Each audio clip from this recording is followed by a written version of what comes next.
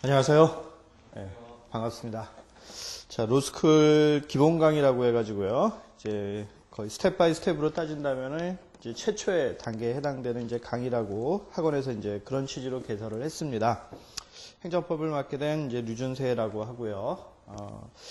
일단 로스쿨 강의를 이제 기본 강의부터는 이제 사실 제대로 하는 거는 지금 이제 처음이라고 이렇게 할 수 있는데, 일단 로스쿨 학생들이 이 방학 기본 강의를 이제 들을 때 아마도 좀 다 단계별로 조금씩 다 다른 것 같아요. 여러분들의 수준이 다르다 보니까 강의를 진행하는데 이제 좀 어려움이 있는 걸로 알고 있는데, 혹시 아직 이 중에 로스쿨 아직 입학 전에 계신 분 계세요? 입학 전에 선행학습 하려고 하시는 분은 안 계시고, 그럼 1학년인 분 계세요? 1학년? 그럼 1학년에서 이제 2학년 올라가시는 분은 없고, 이제 나머지 2학년부터 이제 해당되는 것으로 이제 알겠습니다.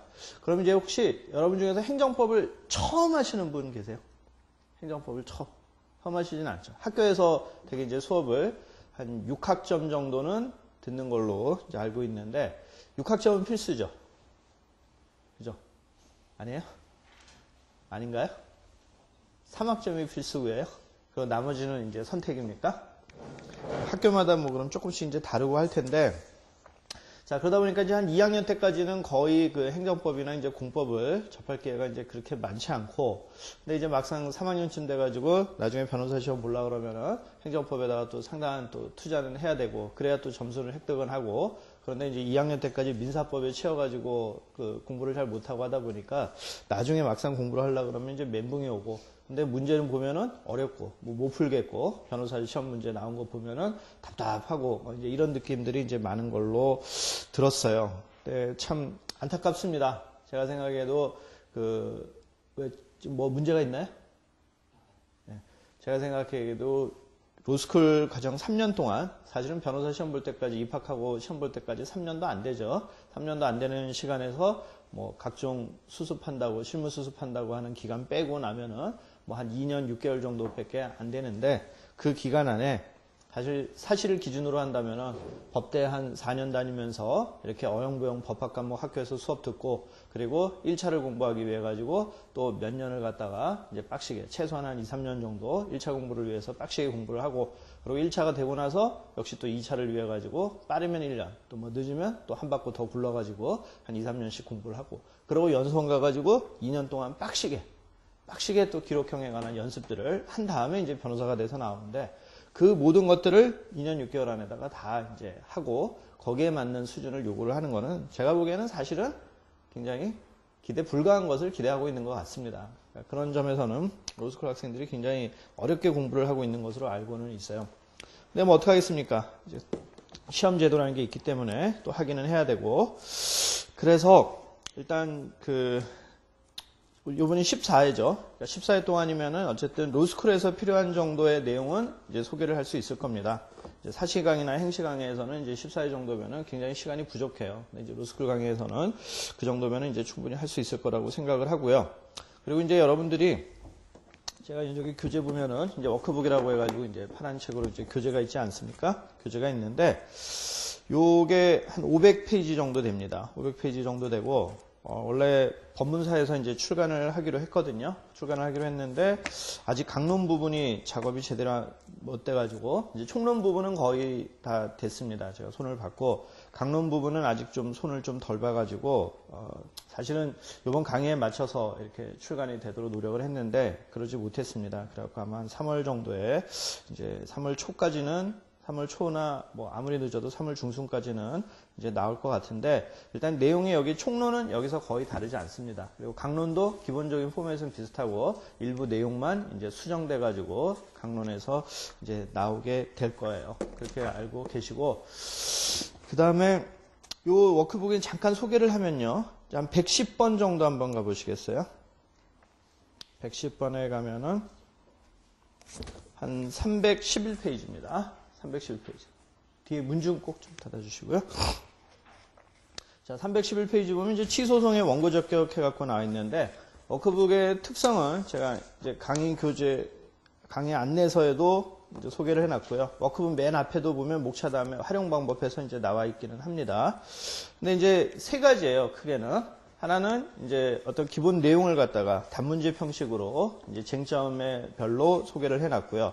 그래서 이제 치소송의 원고 적격해가지고 의 법률상 이익의 의미, 뭐 법률의 의미 해가 원고 제3자 원고 적격에서 아주 핵심적인 내용들이 이제 소개가 되어 있습니다. 그 다음에 314페이지에 가면은 관련 판례라고 해가지고요. 테마별로 이제 중요한 리딩 판례들에 대해 가지고 판례 원문들을 소개해놨어요. 필요한 경우에는 사실관계도 이제 소개를 했고, 그리고 판례에 대한 간단한 해설도 이제 달았습니다. 자, 이 관련 판례들을 통해 가지고 좀 사례 연습도 하시면 됩니다. 어차피 사례라는 게 판례를 중심으로 해가지고 나오기 때문에 판례에 대한 범위를 알아두시면은 이제 굉장히 좋겠죠. 그래서 이런 관련 판례들도 이제 공부를 하시고, 그 다음에 319페이지부터 가면 기출 사례라고 해가지고 기출 사례를 갖다가 아주 약식으로 소개를 해놨어요. 문제 자체는 그대로 소개를 하고요. 해설은 아주 간단하게 약식으로 소개를 해가지고 여러분들이 이 기출 문제를 보면서 논점을 갖다가 이제 도출하는 그런 이제 연습을 할 수 있도록 해놨습니다. 이렇게 세 가지로 대체적으로 구성이 되어 있습니다. 관련 판례하고 기출 사례는 2단으로 편집이 되어 있고요. 이제 단문, 본문은 1단으로 이제 편집이 되어 있습니다. 전체적으로는 약 한 500페이지 정도 되는데 아마 이제 출간되는 거는 뭐 또 요 비슷하게 이제 나오기는 할 건데요. 근데 관련 판례하고 기출 문제까지 다 수록을 하다 보니까 양이 이제 다소 많아 보이기는 합니다. 근데 이제 나중에 이제 필요에 따라 가지고 관련 판례 같은 거는 이제 그 다음부터 공부할 때는 굵은 글씨 위주로만 공부를 하시고, 기출 사례도 뭐 논점 공부, 논점 도출 연습했으면 나중에 시험 앞두고서는 앞에 본문 내용 위주로 빨리빨리 보시고 하면은 양을 이제 대폭 줄일 수가 있을 거예요. 그러니까 여러분들이 어떻게 선택적으로 잘 활용하느냐에 따라서 양을 대폭 줄일 수 있고요. 그 다음에 사실 이제 이게 재본안 자료라 가지고 인쇄 상태가 그렇게 썩 좋지는 못하지만 이제 제대로 출간돼서 이제 나오는 것들은 여기다 이제 밑줄 자료 같은 밑줄 같은 게 좀 잘 선명하게 이제 구별이 돼서 나올 겁니다. 그럼 나중에 여러분들이 공부할 때 나중에는 밑줄 위주로 공부를 하시면은 또 시간을 갖다가 이제 대폭 이제 줄여서 공부를 할 수 있을 거예요. 볼드체로 되어 있기 때문에. 그래서 그런 점을 참고해 가지고 이제 활용을 하도록 하시고요. 그리고 기본적으로 워크북은요. 교과서의 보완제로 사실은 만들었습니다. 보완제로 만들어서 기본적으로 교과서를 가지고 공부를 했다라는 걸 전제로 하고 그걸 갖다 이제 요약하는 그런 수험서의 용도로 만들었는데, 사실 여러분들이 교과서를 다 가지고는 계실 거예요. 지금 여기 보니까 이제 한 분은 교과서를 가지고 계시고 다른 분들도 다 교과서는 있기는 있죠. 학교 수업 들으니까 대체적으로 교과서가 있기는 있죠. 뭐 교과서 없이 이제 교수님들의 강의안 가지고 수업하는 데도 있다고는 하는데, 대체적으로 아마 뭐 박균성 교수님 책이나 홍정선 교수님 책이나 정화준 교수님 책 한 권 정도는 다 갖고는 계실 겁니다. 그걸 이제 봤다는 걸 전제로 하고 이제 만드는 책인데, 근데 여러분들이 사실상 그 책들을 제대로 보는 그 시간들이 없어가지고 그냥 쌓아만 두고 있는 경우들을 제가 많이 봤어요. 그러다 보니까 자꾸 이제 워크북에다가 그 기본적인 내용들을 자꾸 좀 더 보완을 하게 되다 보니까 원래 당초의 의도하고는 달리 또 어느 정도의 양을 또 수준을 유지할 수밖에 없다라는 점, 그런 점들을 좀 양해를 해 주시고, 그렇지만 어쨌든 그래도 필요한 것들은 꼭 있습니다. 필요한 것들은 있기 때문에 사례형은 충분히 대비할 수가 있어요. 그런데 객관식은요, 워크북으로 다 해결할 수가 없습니다. 선택형 문제는. 그거는 어떤 요약서도 마찬가지예요. 사례형은 어느 정도 이 워크북 갖고 다 커버를 할 수 있지만, 객관식 문제는요, 많은 판례들을 갖다가 두루두루 소개를 해가지고 묻고 있단 말이죠. 그런 것들은 워크북으로 다 해결할 수가 없습니다.